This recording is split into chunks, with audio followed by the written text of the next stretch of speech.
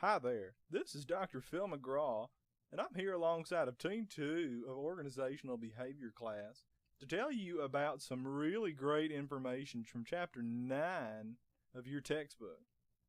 Now you're probably asking yourself, why is Dr. Phil talking to me right now? And the answer to that is because I feel that it's very important to start investing in young people's education. So when Team 2 contacted me about doing this little cameo appearance, I jumped right on board. So now that you know why I'm here, all that's left for me to say is thank you for being here, and I hope that y'all enjoy our little presentation.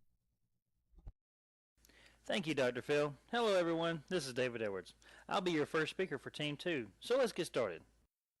Yes, the importance of communication. Of course, this is necessary for any company to be successful. It allows human beings to spread, organize, and utilize knowledge that may be key for the organization's success. Communication is also necessary to find one's self-worth and maintain their social identity. Next, a model of communication. This diagram includes all the necessary ingredients for successful communication. It starts with the sender forming and encoding a message, sending it across the medium to the receiver, who then decodes the message, creates a response, and then follows the same process until the entire message is sent, received, and understood. Now, enjoy this clip I have created from The Big Bang Theory, where Penny joins Sheldon for fun with flags. Hello, I'm Dr. Sheldon Cooper. Welcome to Sheldon Cooper Presents Fun with Flags. My apologies that this episode is coming late. I did shoot one last week in honor of Black History Month, but I was informed by my roommate that my spot-on portrayal of George Washington Carver could be considered wildly racist. My heart goes out to the members of the African American community who, like me, have been kept down by the man. Now, Fun with Flags is not just for the flag aficionado. It's also for the flag novice. So to help me with that, please welcome my friend, neighbor, and flag virgin, yet not a real virgin. No. She's had coitus many times. Sometimes within earshot of this flag enthusiast. Once while he was trying to watch The Incredibles. Penny. Hello. So, Penny, I understand you would like to learn more about flags. Yeah, I can't tell you how many times I've been at a party where everyone's talking about flags and I just couldn't join in. Yeah. Well, you came to the right place. I'm sorry, can we just pause for a minute? What's wrong? I just think it might look more natural if you talk to me instead of the camera. You know, like a real conversation. It's something we work on in my acting class. Interesting. A few people in the comments section have said that my delivery is robotic. Perhaps that isn't the compliment it sounds like. Yeah, let's try it again, and maybe this time you could work on your body language a bit. You know, when you're all hunched like that, you're shutting the audience out, but when you're relaxed and open, you're inviting them in. Right. And which one do I want? Let's try open. Our friend the flag's taught me anything, it's to go where the wind takes you, as long as you remain firmly attached to a rigid pole. And action.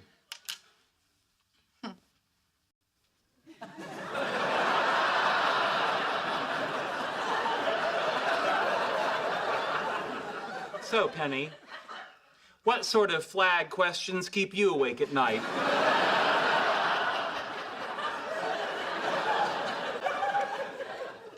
Well, I'm from Nebraska. So what can you tell me about the state flag? Gosh, Penny. What'd you have for breakfast? A big glass of good question juice? The Nebraska state flag is simply the state seal on a field of blue.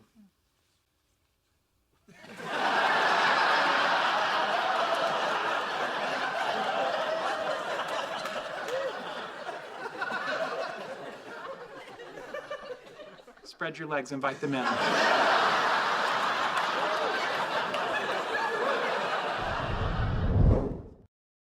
That's great. I love this show. And season 7 just started showing at 7 p.m. on CBS.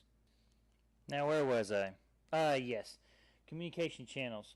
Penny and Sheldon just demonstrated the importance of nonverbal and verbal communication by showing that nonverbal communication can assist in your verbal communication delivery. And by watching the verbal and nonverbal cues of the clip, we can understand the entire collective sentiment being shared in the experience. Next, we have computer-mediated communications. Email is the worst way to communicate emotions. Even though a few organizations are experimenting with social network communications as a conduit for employees to communicate productively, most companies have banned social networking sites. Next is Gina Dunkin. Which communication channel is the most appropriate in a particular situation? Two important elements to consider are social acceptance and media richness. Social acceptance refers to how well the communication channel is approved and supported by the organization, teams, and individuals. One factor in social acceptance is the organization and team's norms regarding the use of specific communication channels. One team may prefer telephone conversations and another face-to-face. These communication channel preferences are due to individual personality traits, experiences, and reinforcements of a particular channel. The third social acceptance factor is the symbolic meaning of a channel. Communication channels can be impersonal, personal, professional, or casual.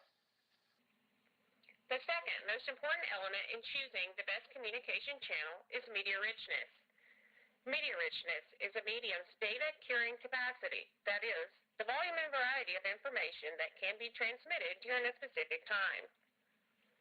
A communication channel has high richness when it conveys multiple cues, such as both verbal and nonverbal information, allows timely feedback from receiver to sender, allows the sender to customize the message to the receiver, and makes use of complex symbols such as words and phrases with multiple meanings. In this section, we'll be talking about cross-cultural and cross-gender communications. This is basically discussing the differences in communication as a result of globalization and cultural diversity. Obviously, there are two main forms of communication, verbal and nonverbal. Verbal mainly pertains to language, such as Spanish versus English, where words can be easily misunderstood. Voice intonation, which is basically how loudly or how quickly a person is speaking. And the last is silence overlaps, where the use and meaning of silence is different between cultures. In regards to nonverbal communication, there are differences in how they're interpreted. For example, certain cues such as smiling have the same meaning around the world, but deliberate gestures may have different meanings. This slide is pertaining to cross-gender communication. This is pretty self-explanatory.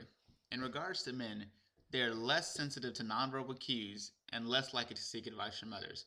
Men also engage in report talk, in which their primary function is impersonal and efficient information exchange.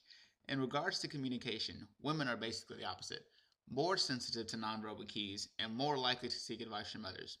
They engage in rapport talk as opposed to report talk, in which they have a higher incidence of relationship building. Hi there, it's me again, Dr. Phil, and I'm here to talk to you about interpersonal communication. Now, this is a topic that I've had a lot of experience with after many, many years of hosting my television show.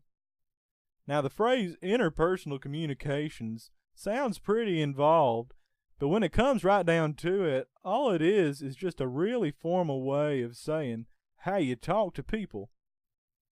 Well, now that we've got a more simplified understanding of that, we can move right on over to something else that's just as simple. And that is the two things that make up interpersonal communication. First, there's getting your message across, and second, there's practicing active listening. Now let's start off with that first component, getting your message across. Now what's important here is that we're going to be doing whatever is necessary to convey our thoughts or our message to somebody else.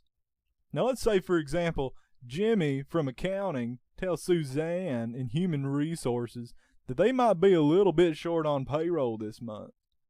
Now, if Jim here just happens to leave out the fact that the company only has enough moolah to pay half of their employees, then he really ain't getting his message across now, is he? Now, Jim Boy's gonna be in a world of hurt once the boss man finds out.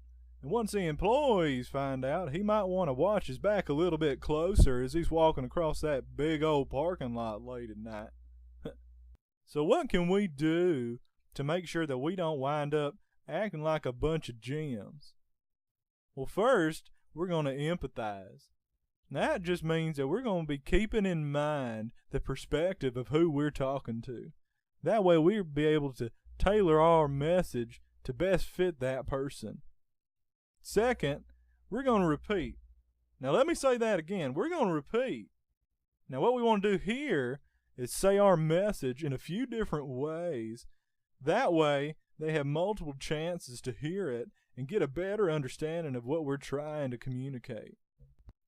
Next, we're going to use the right timing. We'll look for an opportunity when our person is going to be the most focused on us and on our message.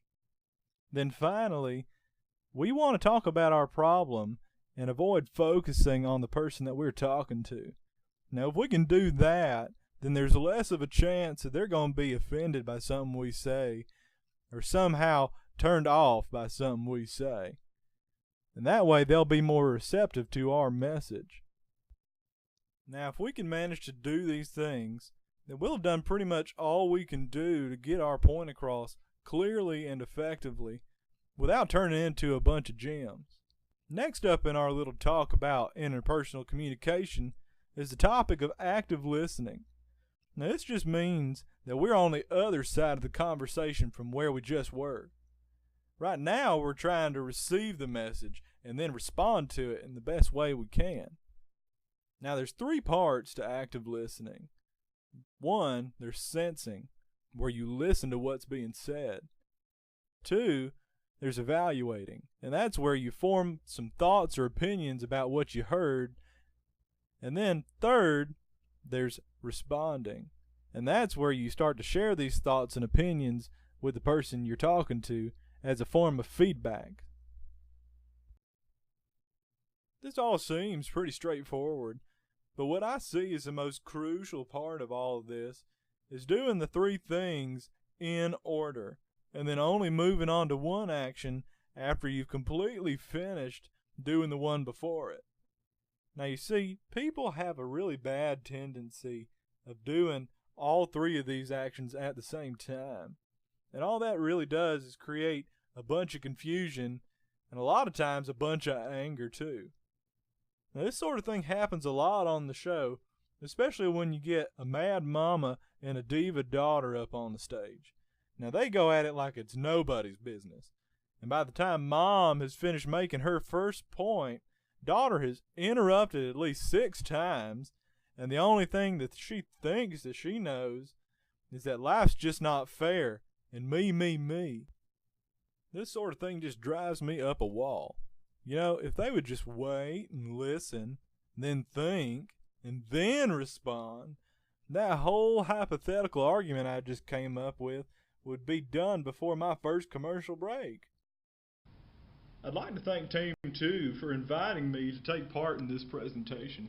You know, it's been a lot of fun to do, and I really hope you've enjoyed it as much as I have. Oh, and be sure to tune in to the Dr. Phil Show. We'll see you next time.